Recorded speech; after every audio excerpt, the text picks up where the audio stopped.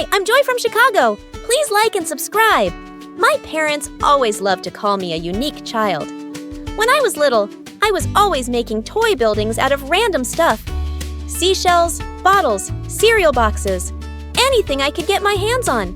I was also kind of shy and found it more fun to help out with chores at home than play with other kids. One day, Mom was teaching me how to make pancakes when she suddenly stopped and stared at me. Sweetie, what's the matter? Am I going too fast for you? No, Mommy. Everything's fine. But you keep blinking a lot, like there's something wrong. I hadn't even realized it. So Mom took me to a doctor, and I got diagnosed with an excessive blinking condition. It was nothing serious, but in school, kids started making fun of me for it, and I'd mostly just stay away from them and sit alone. One day in 3rd grade, I was making a presentation, and this stupid boy kept interrupting. Miss Brown, why does Joy blink so much? Just keep quiet and listen to Joy's presentation, please. But how can I listen when Joy's eyes are doing all the talking? The whole class burst out laughing. Just then, this kid Martin walked over to the annoying boys' table. Hey, don't talk about Joy like that. Oh yeah, who are you, her boyfriend? Martin jumped on him and the two started wrestling like crazy. They both ended up in detention for a week.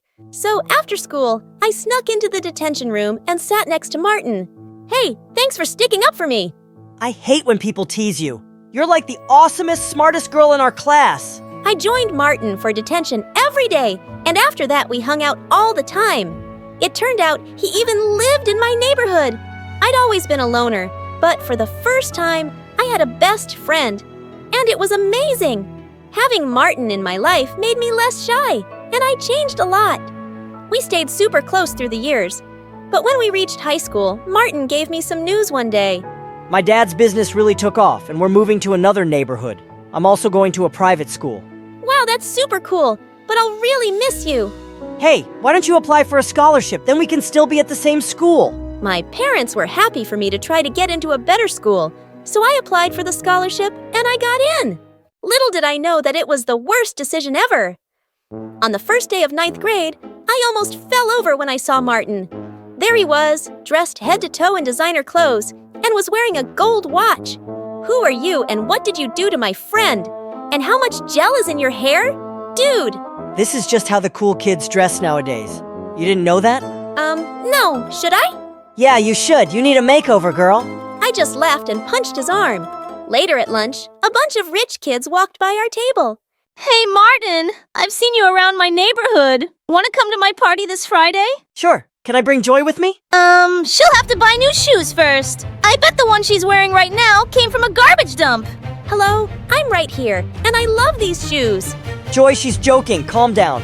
The girl walked away with her minions, and I felt so annoyed at Martin. How could he think that comment was a joke?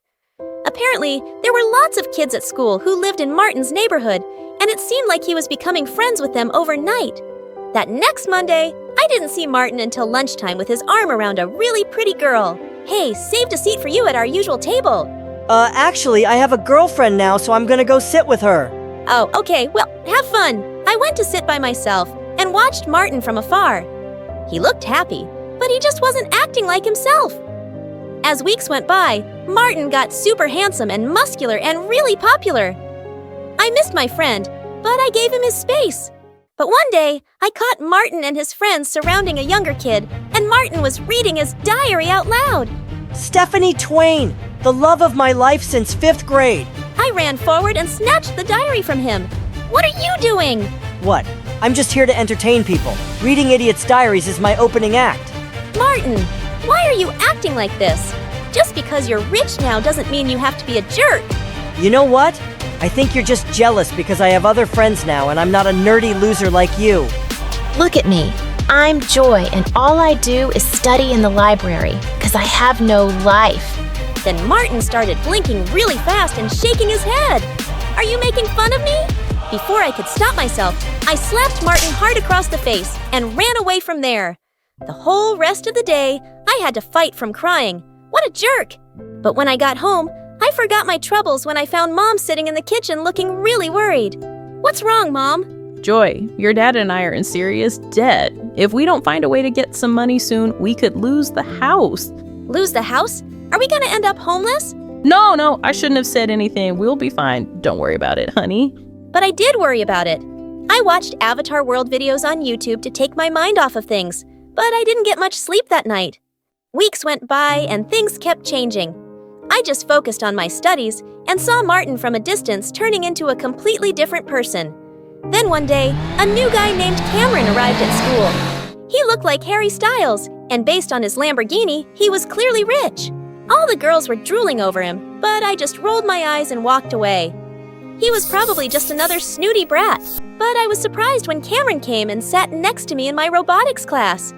He seemed super impressed with the robot bird I was building. I've been working on it for almost a year. Are you like a genius? You can tell me the truth. You don't have to be modest. Ha ha ha ha. I laughed and ended up sitting with Cameron for lunch, and he never once made fun of my blinking or even asked about it. We were having a great time until Martin walked over. Dude, what's a guy like you doing with someone like Joy? I'll introduce you to my friends. They're more your type. Martin, why are you such a... Sure, I'll come and say hi right now. Cameron leaned over to me and whispered. Trust me, you just sit back and enjoy the show. I wondered what he was up to as he walked over to Martin's friends. And when Martin introduced his girlfriend, Cameron suddenly took her hand and kissed it. I'm heading to a yacht party tonight. I'll offer you $500 to be my date. His girlfriend instantly pushed Martin away and armed through Cameron's. You got yourself a deal, cutie! Wait, what the heck? I thought you really liked me. Cameron pulled away from Martin's girlfriend. Your friends really are something. I just wanted to show you that. And I don't like hanging out with fake people. Don't ever come near me or Joy again, okay? Cameron walked back to me, and I saw Martin's face had turned really red as he stormed off furiously. I hoped he'd had some sense knocked into him. Later that week, I got some amazing news. My teachers wanted to enter my robot bird into a huge science fair with a big cash prize. If I won, I could help my parents out. Your hard work is finally gonna pay off, Joy. I wish I were as talented. Wait! What if you enter the science fair with me? You can help me with the finishing motion. Are you serious? You're the coolest girl ever. Cameron and I worked hard on it all month. The night of the fair, I reached the venue before Cameron, who was bringing the project. But hours passed and he just didn't show up. I called and texted frantically, but he wouldn't answer his phone. I was called to the stage empty-handed. The judges couldn't wait any longer. I was disqualified. But just as I was leaving the venue, Cameron showed up. Oh my God! Where were you? How could you let me down like that? Joy, I'm so sorry. When I left the school with the project, all my tires were flat. 10 minutes later, I couldn't even call you because my phone wasn't in my bag. I don't know who stole it or slashed my tires, but I can make a guess. Martin! I was burning with rage the next day when I saw Martin in school. I walked up to him and grabbed his collar. You heartless jerk! You did that to Cameron, didn't you? Hey, back off! And yeah, I did, haha. But why are you so worked up? So your lover boy had to wait on the road for a while. Big deal! It's not just about him, Martin. I missed the science fair because of what you did. You know, I've been working on that project for a year. Doesn't that mean anything to you? For a second, he looked taken aback, but then he just shrugged. How was I supposed to know all that? Anyway, I did you a favor. You've been a nerdy loser since I met you. It's time you found a new hobby, Blinky. I sprung forward and pushed Martin to the ground. I'm just through with you. I used to think you'd be the last person to ever hurt me, but I don't even recognize you now. You're just a big jerk bully. I turned around and fled from there. At that moment, I hated him so much. A few days later, I was studying at the library for exams and realized it was really late.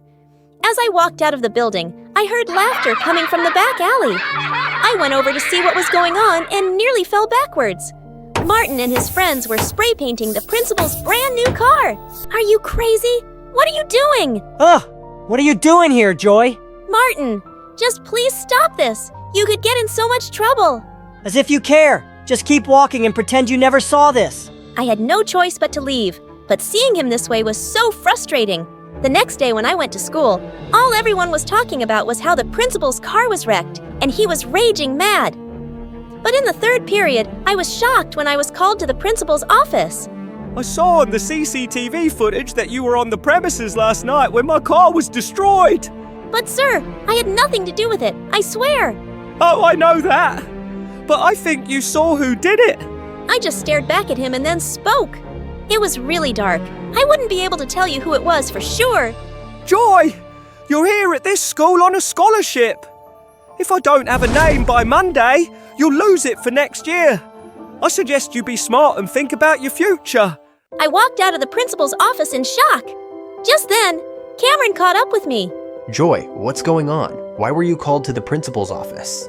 I told him everything that had happened. You can't just throw away your scholarship like that. You have to turn Martin in. How can you even suggest that? He used to be my best friend, and I'm not a snitch. He's not your best friend anymore. He's a jerk, and he deserves this. If he was a nice guy once, he's changed, Joy. But I didn't change. I just can't do this, Cameron. I won't do this. I'll go to another school. It won't be as great as this one, but I'll be okay. Tears stung my eyes. I thought about the colleges and opportunities I'd never have now. But I was doing the right thing. That Monday, I went to the principal's office with a heavy heart, ready to lose my scholarship, but he told me the most shocking news. Martin had come to his office and confessed to destroying his car. So what's going to happen to him now? He's already expelled, of course. I couldn't believe it. Why did he suddenly confess? And he even took the fall for his friends. I found the other two brats who were with him that night, snickering in the hallway, and I asked them. We don't know why that loser did it. We'd all gotten away with it. It wasn't his idea. He just does whatever we tell him to, always trying so hard to be one of us. I've known Martin for years, and trust me, he's 10 times better than all of you. I shut them aside and left. I was totally off the hook, but Martin was gone for good. My head was spinning. But when I got home that day, I found my parents in the living room with huge smiles. Joy, we have the most wonderful news. We're not in debt anymore. Are you kidding? That's amazing. But how? Some anonymous donor paid off all the money we owe for the house. Like, we have no idea who did it. It was probably Cameron. He's an amazing friend. I just know it was him. I rushed to my phone to call Cameron and thank him.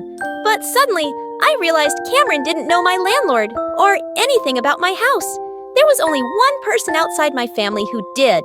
The next morning, I took a bus to Martin's new place and knocked on his door. Hey, I have a weird question. Did you pay off our mortgage? Yeah, I did. But hey, don't worry about it. Our moms ran into each other, and your mom told my mom everything. I told my parents I'd help them out at work every weekend if they paid your loan. Martin, I don't understand. I thought you hated me now. Why would I hate you? Cameron told me what you did for me. After how horrible I've been. You were gonna give up your scholarship and ruin your future for me. I guess I'm not really surprised, because that's just who you are. The best friend one could ask for. I couldn't let you do that though. I got expelled, because I deserved it. And I'm really sorry about everything. I was so touched to see Martin's teary eyes. Hey, don't make me cry, bro. It's okay.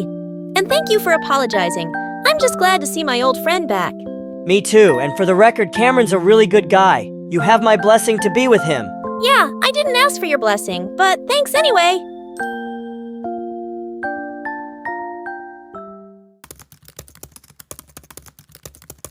Hi, I'm Michael from Chicago. Please like and subscribe. I was born to the kindest people you'll ever meet. My dad owned a giant tech company, and we were wealthy. But my parents were always caring and generous and taught me to be the same. When I was in the first grade, my parents took me to an amusement park for my birthday, and as we were leaving, I suddenly spotted a boy crying behind a bench. I realized it was Ethan from my class.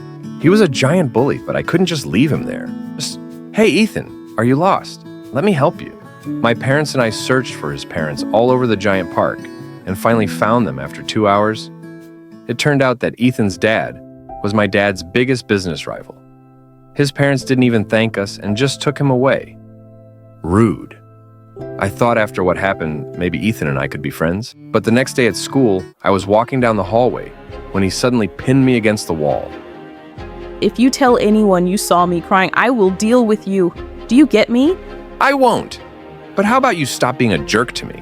Why? I still don't like your face. He pulled my bag and threw it across the hall, sending my things flying everywhere as he laughed and ran away.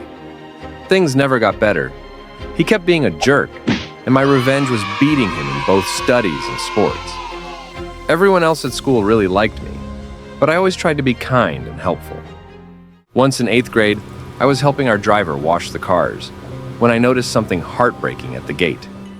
It was a girl my age, searching the trash for food. I walked up to her, but suddenly she dashed away like a cheetah. "Wait, come back, I don't want to hurt you." But she was so fast I couldn't keep up. "We have lots of food in the house, even cakes. I'll get you some." She stopped immediately, then slowly walked back to me. Cakes! So when I told my parents about her, they immediately invited her for lunch.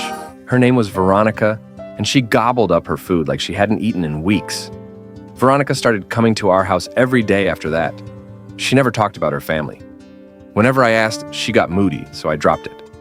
One day we were having lunch when we heard a loud knock on the door, and seconds later, a huge man barged into the dining room.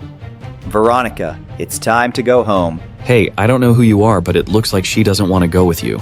I'm her father, and I don't need your charity. Stay away from my child. Veronica, we're leaving now. She crept out and he led her away. She didn't come again. My parents and I were really upset and contacted child services to try to track Veronica down. It turned out her father was a wanted criminal. He was arrested soon after and sent to jail, while Veronica ended up with some nice foster parents, who even enrolled her in my school. Hey, I'm really sorry about your dad. It's okay. I don't really miss him. He wasn't very nice. He often forgot to get me food and made me leave school because he was on the run. That's awful, but it's all in the past now. Yeah, and I wanted to stay there. I don't ever want to talk about it again. Pinky swear we won't talk about it again. I wanted to give Veronica a present for her first day at my school. So I asked my mom to take me to the mall and picked out a beautiful red sweater for her. I waited for her at the school gate. She was late, and I was beginning to panic. What if she decided she didn't want to go to school anymore? Thankfully, she showed up. You thought I'd change my mind, right? Yeah, you had me a bit worried. Here, I got you something. Oh, it's so pretty. And red's my favorite color. Thank you. She hugged me, and I felt a million butterflies in my stomach.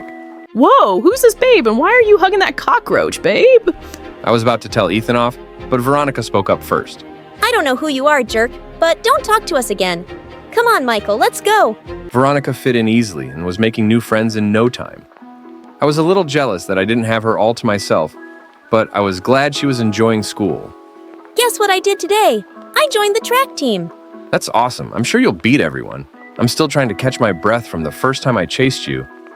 The secret to slowing me down is to say, hey, I got cakes. I'll probably stop running and follow that person. Having Veronica around was a dream come true, and I was just falling more in love with her. One day after school, I was looking for Veronica when I found her in the hallway with Ethan. Hey, is he bothering you? Ethan, just back off.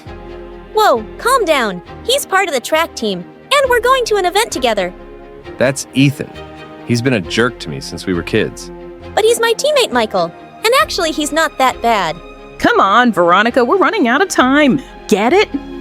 Veronica laughed out loud and walked away with him. What? It was a terrible joke, but from that day on, Ethan was always around Veronica, and it burned my heart. Veronica was so good on the track that she was winning medals in no time. She became really popular and was always hanging out with the cool kids now.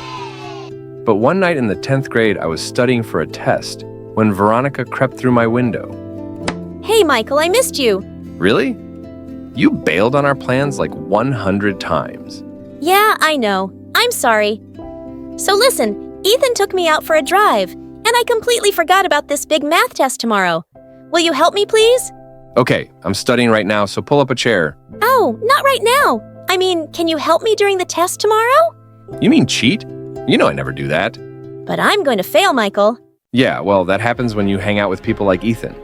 Keep doing that, and he'll ruin you. If you can't help me, at least don't give me a lecture. Thanks for nothing. I'm sure Ethan will think of something. And with that, she left. The next day, I spotted a shy girl in our class, passing cheat sheets to Veronica and Ethan during the test. That was Ethan's solution, bullying other kids to help them cheat. But just then, the teacher caught the girl and took her off to the principal. Moments later, Ethan and Veronica were called out too and then suspended for a week. I really hoped that Veronica had learned her lesson. But a week later, I found her and Ethan cornering the shy girl in the hallway. You're supposed to be one of the smartest girls in class, so how come you're so stupid? You ratted us out to the principal. You know what we do to snitches. And can you stop crying? You got snot on your face, and it's gross. What the heck? Veronica was a bully. Veronica, what's wrong with you? Knock it off and leave her alone. Mind your business, nerd. I wasn't talking to you, jerk. Well, you're talking to my fist now. And then Ethan punched me. I tackled him to the ground, and we both wrestled like crazy until some teacher stopped us. For the first time ever, I landed in detention. Veronica tried to talk to me, but I just walked past her. I completely avoided her for the next few days. But then one evening, the police arrived at our house with some news about her dad. He was really sick and was being transferred to another city for treatment right away. He wanted to meet Veronica before he left. She wasn't answering my calls, so I went to her house. Her foster parents told me she was at Ethan's place for a party. Great. It was the last place I wanted to go. But I had to tell her. As I looked around for her, my heart suddenly dropped to my stomach. Veronica was in the corner with her arms around Ethan, and then she kissed him. Veronica, I need to talk to you. It's urgent. What are you doing here, man? You're not welcome in my house. It's not like I want to be here. Veronica, listen. I'm going to call security. Michael, can you please leave? I don't want you creating a scene in front of my friends. She started walking away, and suddenly I felt a wave of rage. Is that all you care about now? I thought you'd like to know that your dad is sick, and he wants you to see him before he's shifted to another prison. The loud music suddenly died as I shouted, and everyone stared at us. What, your dad's in prison? You're some criminal's daughter? Veronica burst into tears and ran out. Veronica, please stop. I'm sorry, She suddenly turned around and pushed me so hard that I fell to the ground. It's the one thing I ever asked you, Michael. I said I never wanted to talk about my dad, and you decided to announce it? I didn't mean to, but I had to tell you about him, and you wouldn't listen. I think you can't stand that I have other friends, and you just wanted to ruin that. Do you think I should be eternally grateful to you and not have a life of my own because you saved me from a dumpster? Veronica... Just leave me alone. The next day at school, everyone had heard about her dad, and her friends had dropped her like a dead fly. I tried sitting next to her at lunch, but she immediately walked away. But later that day, I saw Ethan and her holding hands, and she didn't look so sad anymore. I stayed away from them and tried to focus on schoolwork. Dad asked me to start coming into his office after school to learn more about our business, and I was happy to keep myself busy. Our tech company was launching new gadgets soon, and I was quite excited to be a part of it. But a few weeks later, I woke up to really loud voices downstairs. I went running and found my parents watching the news. I couldn't believe my eyes. Ethan's dad was on TV introducing a prototype of the gadget our company had been working on. I just don't understand how our plans were leaked. My office is secure, and my home study is always locked. I just can't believe anyone working for me would betray me. This is terrible news. All our investors will be furious, and our company is going to take a huge hit. And it did. The company suffered huge losses, and there was no way to prove the theft. I went to school a week after the whole disaster, and I couldn't bear to even look at Ethan. His dad was a crook. But later that day, I was going to sit on the bleachers when I spotted Veronica yelling at him. How could you do this? You told me those files were about some small project Michael was working on, and you'd mess up the plans to embarrass him in front of his dad. You never said it was something that could bring his parents' company down. Oh, okay. I lied. Boo-hoo. I didn't make you do anything. You got those files for me and then put them back, remember? I was angry. I only wanted to humiliate Michael. You went too far, and I thought you loved me. It's not my fault you're stupid. You really thought I loved you, daughter of a felon. Veronica, you did this? I couldn't believe it. The girl I loved was responsible for our ruin. Michael, please wait. He lied to me. I didn't know what he was doing. I just wanted to mess with you because I was upset. I never meant to hurt your parents. Don't ever speak to me again. All I've done since I met you is love you, and you stabbed me in the back. Wait, you love me? Not anymore. Now I wish I'd never met you. The next few days at school, she didn't show up, and I didn't care. One day I was in my room when Mom came in. Honey, we went to Veronica's foster home, and they told us she ran away. I'm so sorry. Whatever, good riddance. Michael, that's unkind. Mom, you still think she deserves kindness after what she did? I'm sure she got manipulated by that boy. Remember, she had a rough past, and maybe she was just trying to fit in and be loved. I know what she did was awful, but she was a good girl, and I hope she's okay. Mom's attitude made me feel ashamed of myself, and I soon started regretting the things I said. But I couldn't take it back because Veronica had vanished. In a shocking turn of events, An employee from Ethan's dad's company came forward with proof that the product had been stolen from us. They had to pay millions in damages, while his dad served time in prison. The family moved away and I never saw Ethan again. High school passed fast enough, and after graduating from university, I joined Dad's company and helped build it to newer heights. One day I was at a shopping mall when I caught sight of a girl who looked like Veronica. My heart was pounding as I ran after her, but by the time I got outside, she was nowhere to be seen. Michael, is that you? Oh my God, Veronica. I've always wondered what I'd do if I ever saw you again. I don't even know what to say, except that I'm so happy you're okay. Michael, I thought of this meeting a million times too, and I really need to say that I'm so sorry. I was so stupid, and I knew even then that you'd never hurt me on purpose. But I ended up hurting you and your family so much. I left because I couldn't face you guys anymore. Please say you'll forgive me. I hugged her and we sat on a bench and talked. After she ran away, she ended up in a foster home again and got adopted by some really nice people. I was so glad her life hadn't been miserable. As I loaded her groceries in her car, I spotted something in her back seat. It was the red sweater I'd given her in the 8th grade. Veronica, do you think I can call you sometime and ask you out on a date? I've wanted to since forever. You can ask me right now, and my answer is yes. I got out of the car and rushed to the office, accidentally bumping into someone right at the door, but I didn't have time to check. I hurriedly stepped inside the biggest private bank. The entire lobby greeted me in unison. Morning, Mr. Blackwell. I entered my office, where Shayla was already sprawled on the couch, not even bothered by the vice president's plate on the door. Babe, finally. The new Bentley batter just dropped. You have to get it for me. Matte Rose Gold limited edition. It screams us. I dropped into my chair, eyes scanning red stock charts, bleeding across the monitor. Can we do this later? The stop tanked overnight.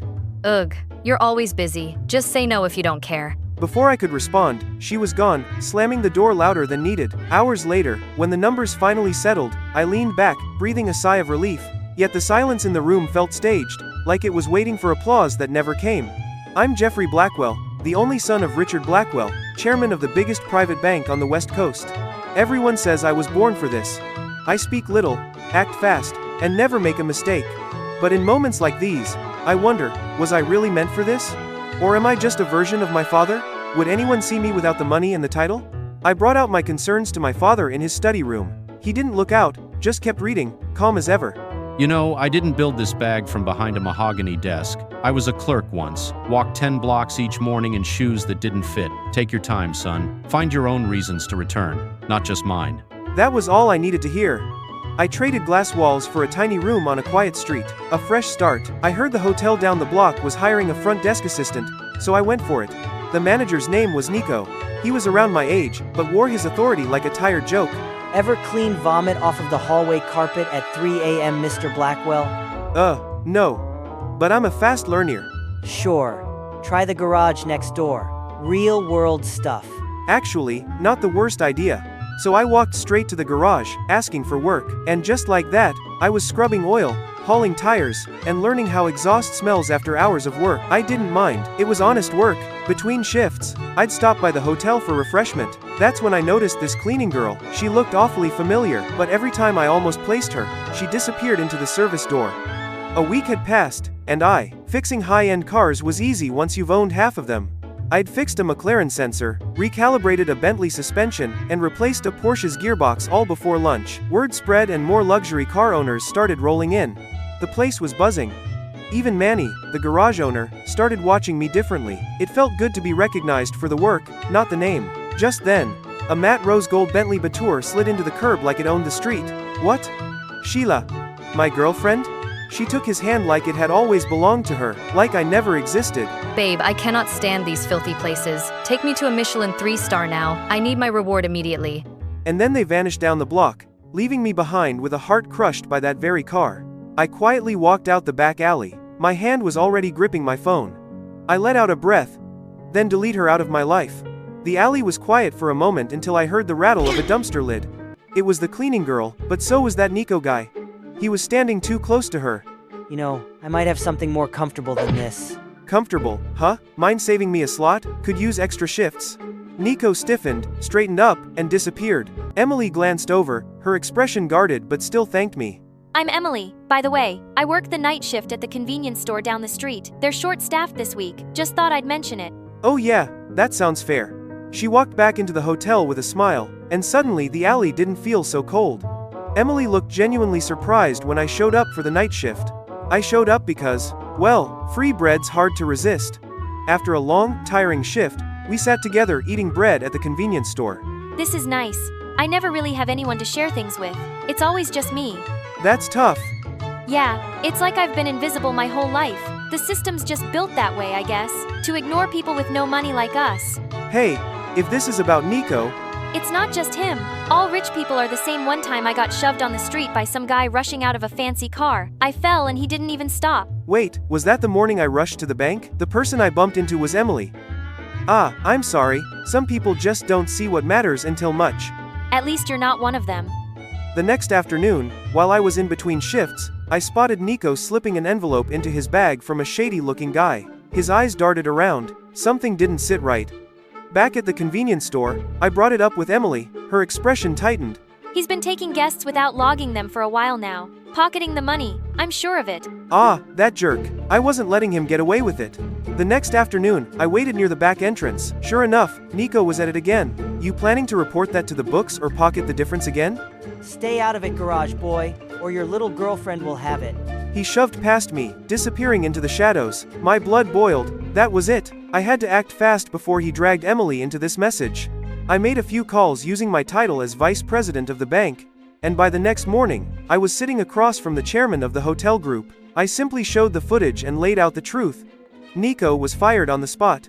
As I left the lobby, I collided with Emily, who was struggling with a pile of towels. I caught them just before they tumbled, instinctively hiding my face behind the pile.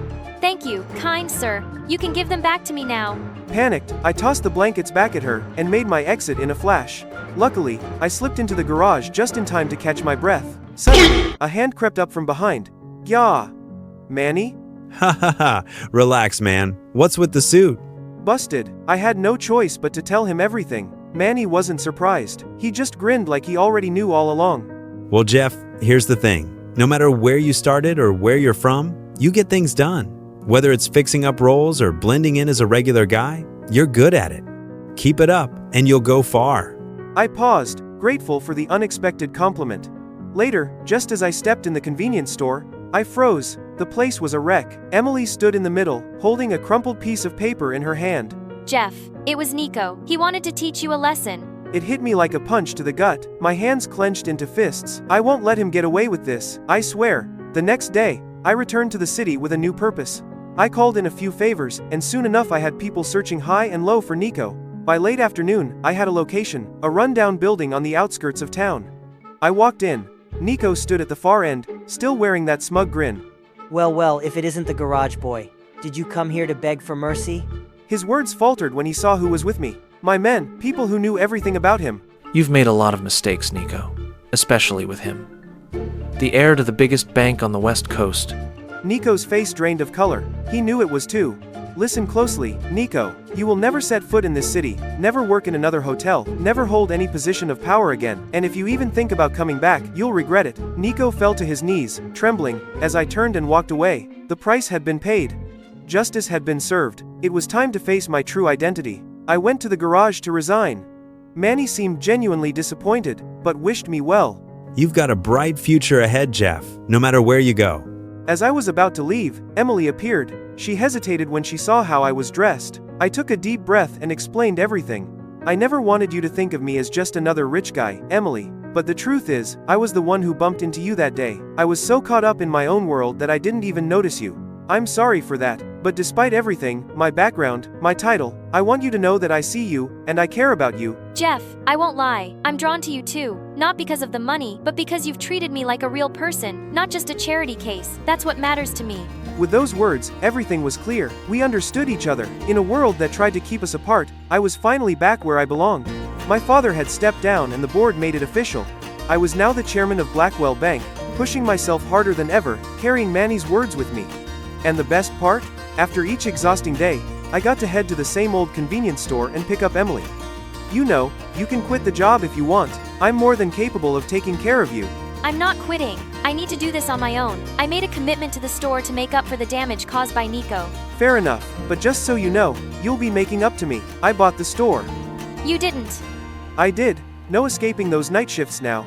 We both laughed as we walked hand in hand, enjoying the cool night air.